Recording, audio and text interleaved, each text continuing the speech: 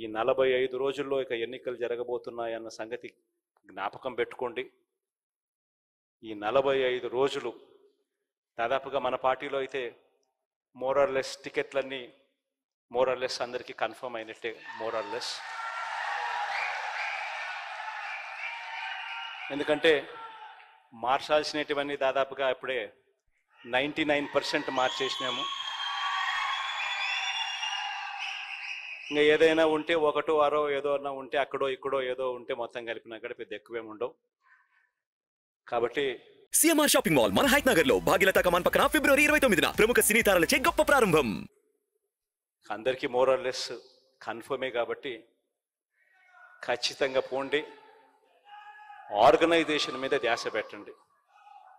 ఇంతగా ప్రతి ఇంటికి మంచి చేసి ఇదిగో ఇన్ని లక్షలు మీ ఇంట్లో మంచి జరిగింది అని చెప్పి ఏకంగా లెటర్ల రూపకంలో ఇచ్చి ఆ జరిగిన మంచిని చెప్పగలిగిన పరిస్థితి బహుశా దేశ చరిత్రలో ఏ పార్టీ కూడా తమ ఎమ్మెల్యే అభ్యర్థులకు ఇచ్చిన పరిస్థితి ఎప్పుడూ ఉండకపోవచ్చు.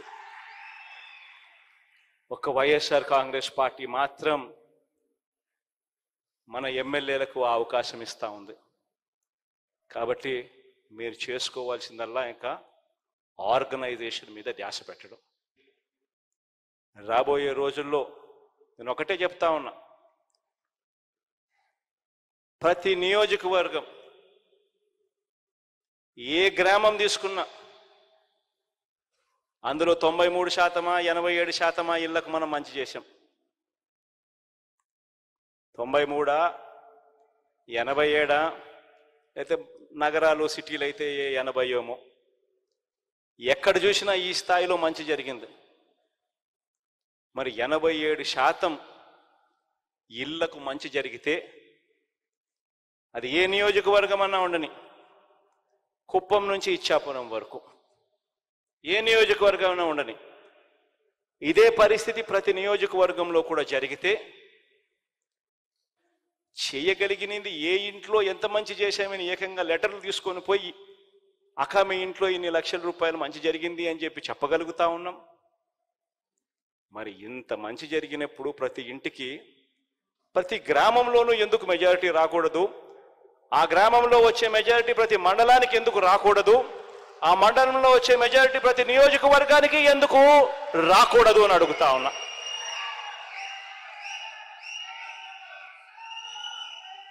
అది కుప్పమైనా సరే, ఇచ్చాపురం అయినా సరే ఎందుకు జరగకూడదు అని అడుగుతా ఉన్నా. ఎస్, కొద్దో గొప్ప మన ప్రత్యర్థులు రకరకాల కాస్ట్ ఫీలింగ్స్ తీసుకొస్తారు. ఎందుకంటే ఇక్కడ జరిగేది కాస్ట్ వార్ కాదు, ఇక్కడ జరిగేది క్లాష్ వార్. పేదవాడు బ్రతకాలి అంటే వైఎస్ఆర్ కాంగ్రెస్ పార్టీ రావాలి, పేదవాడు బాగుపడాలి అంటే వైఎస్ఆర్ కాంగ్రెస్ పార్టీ రావాలి, పేదవాడికి భవిష్యత్తు ఉండాలి అంటే వైఎస్ఆర్ కాంగ్రెస్ పార్టీ రావాలి. ఈ అంశం ప్రతి ఇంటికి కూడా వెళ్ళి చెప్పగలగాలి. ఇక నేను చేయగలిగిందంతా నేను చేశా. మీ చేతుల్లోకి ఎవ్వడు, ఏ రాజకీయ పార్టీ, ఏ రాజకీయ నాయకుడు ఎప్పుడు ఇవ్వని ఆయుధాలు మీ అందరి చేతుల్లో నేను పెట్టా.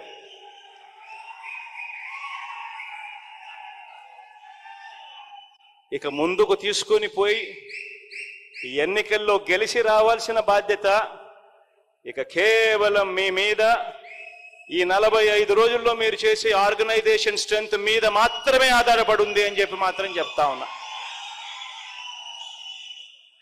ప్రతి ఒక్కరూ కూడా రెట్టించిన ఉత్సాహంతో పోండి. మంచి చేశాం, మంచి చేసి ఓటు అడుగుతా ఉన్నామన్న ఒక గొప్ప సంతృప్తితో పోండి. పోయి ఈసారి మాత్రం లాస్ట్ టైం నాకు 151 వచ్చాయి, లాస్ట్ టైం 22 ఎంపీలు వచ్చాయి. ఈసారి మాత్రం 175కు 175 రావాల్సిందే. ఆ దిశగానే అడుగులు పడాలి. 25కి 25 ఎంపీలు రావాల్సిందే అన్న దిశగానే అడుగులు పడాలి. ఆ దిశగానే అంతే కాన్ఫిడెన్స్తో అడుగులు వేయమని చెప్పి మీ అందరికీ కూడా all the very best wishes తెలియజేస్తూ సెలవు తీసుకుంటాను.